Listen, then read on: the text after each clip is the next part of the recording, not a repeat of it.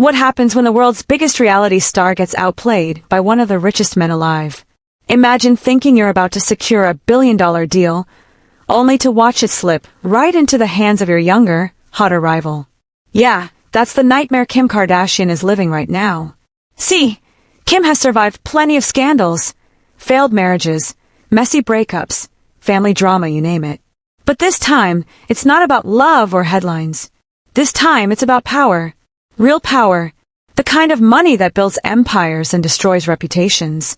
For years, Kim was cozying up to Jeff Bezos, giving him inside details about her brand, her strategies, even her vision for the future. She thought she was lining herself up for the deal of a lifetime, a billion-dollar investment. But instead of cashing Kim's check, Bezos turned around and gave it all to Sydney Sweeney. And that's where the real American horror story begins. So here's where the story takes a wild turn. While everyone was busy talking about Kim's love life and her fashion flops, she was working something way bigger behind the scenes. Enter Jeff Bezos. Yeah, the Amazon guy. One of the richest men on the planet. Now, at first it looked innocent. Kim showing up at Bezos events, hanging around his fiancée Lauren Sanchez, smiling for photos. But people who were paying attention noticed something different. Kim wasn't just networking, she was studying. She was answering Bezos' questions about schemes, bragging about sales, explaining how she turned shapewear into a cultural phenomenon.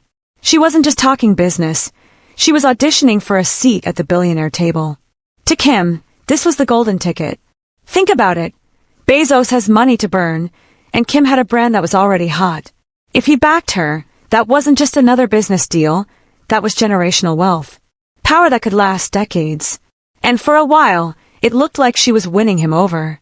The dinners, the cozy conversations, the rumors that Bezos and Lauren were unusually close to her. People even joked it was giving thruple energy. Whether that part was true or not, one thing was clear. Kim believed she was securing the biggest deal of her life. But here's the thing. Kim thought she was working Bezos. What she didn't realize, Bezos was working her. By this point, Kim was convinced she had Bezos in the palm of her hand. And the whispers only made her more confident.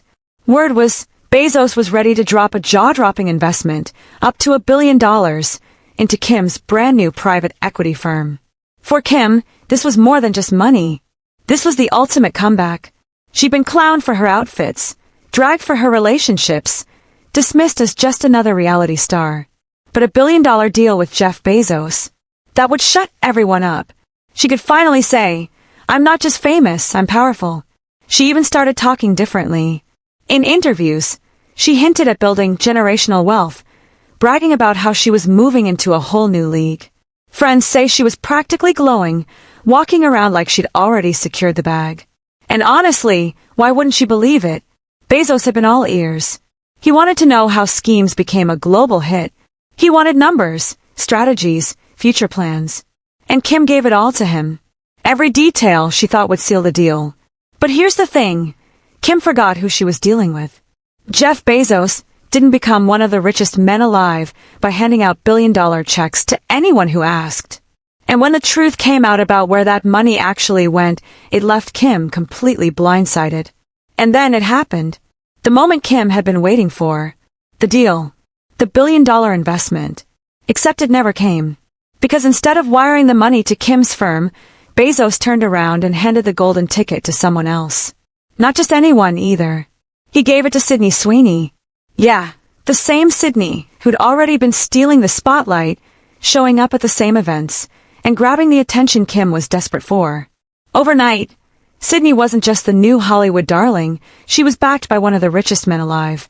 Bezos wasn't investing in Kim's empire. He was helping build Sydney's. And it wasn't just the money.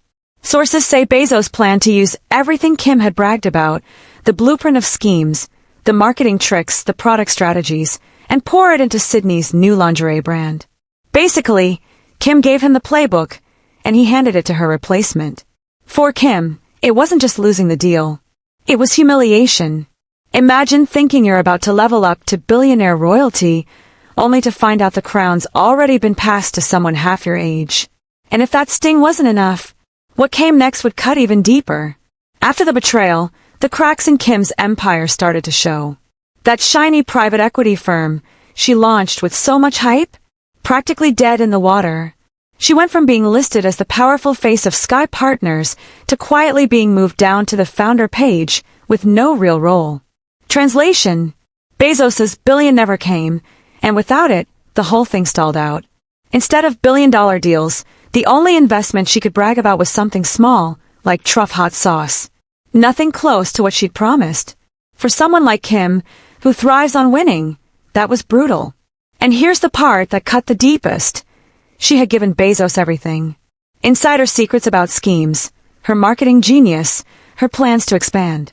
She thought she was hustling him, when really, she was just handing over free game. And now all of that was fueling Sydney Sweeney's new empire instead of hers. Kim was furious, but what could she do? You can sue an ex.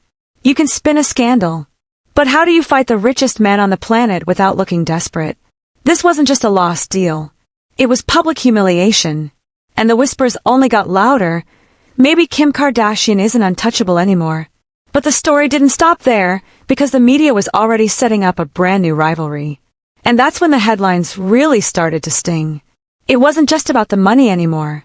It was about the image. Suddenly, every blog, every magazine, every TikTok thread was pushing the same narrative: Kim Kardashian versus Sydney Sweeney.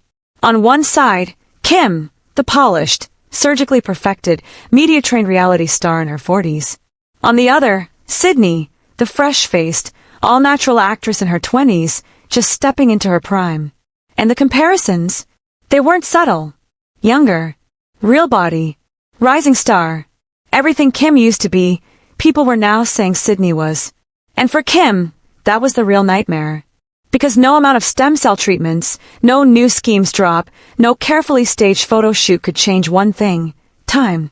Kim was fighting to prove she was still the blueprint, but the culture had already started crowning someone new. She tried to keep up, tried to reinvent herself. The sultry photo shoots, the whispers about secret procedures, even throwing herself into new ventures. But no matter what she did, Sydney kept winning the spotlight. And now, with Bezos's billion-dollar backing, it wasn't just a comparison. It was a takeover. For Kim, this wasn't just competition. It was replacement. And the hardest part, deep down she knew it. At the end of the day, Kim Kardashian learned a brutal truth, one she'd spent her whole career avoiding. Not everyone can be played. Not everyone can be manipulated by the Kardashian charm. Kanye, he was blinded by love. Every wild idea, every luxury purchase, every business move, he threw it all at Kim because he wanted her happy. And for years, Kim got used to that power. She started to believe that was the norm, that anyone with money would fold under the same spell. But Jeff Bezos, he's not Kanye. He didn't build Amazon by falling for smiles and red carpet poses. He studied Kim the same way she thought she was studying him. While she was bragging about strategy, while she was handing over her secrets, Bezos was quietly taking notes. He didn't need Kim, he needed the formula. And once he had it, he didn't look back. For Kim, it wasn't just about losing a billion-dollar deal. It was about losing control. For the first time in her career, she realized she wasn't the one pulling the strings. And that lesson, it may have been the most expensive one she's ever learned. But the real horror story, it's how the world will remember this moment. Not as Kim's power move, but as the moment she finally got outplayed. So when you strip it all down, this wasn't just a business move gone wrong. This was Kim Kardashian's biggest horror story. She thought she could outsmart the richest man alive, only to watch him flip her playbook against her. And the craziest part, the culture has already moved on. Sydney Sweeney's stock keeps rising, Bezos keeps building, and Kim is left scrambling to prove she's still untouchable. But this time, the crown didn't just slip, it was taken. It makes you wonder, after dominating headlines for 2 decades, is this the beginning of the end for Kim's reign? Or will she somehow find a way to turn it all around? Either way, this story proves one thing. No matter how powerful you think you are, there's always someone watching, waiting, and ready to take your spot. If you found this breakdown eye-opening, don't forget to hit that like button, drop a comment with your thoughts, and subscribe for more untold stories just like this. Because trust me, what's coming next is even crazier.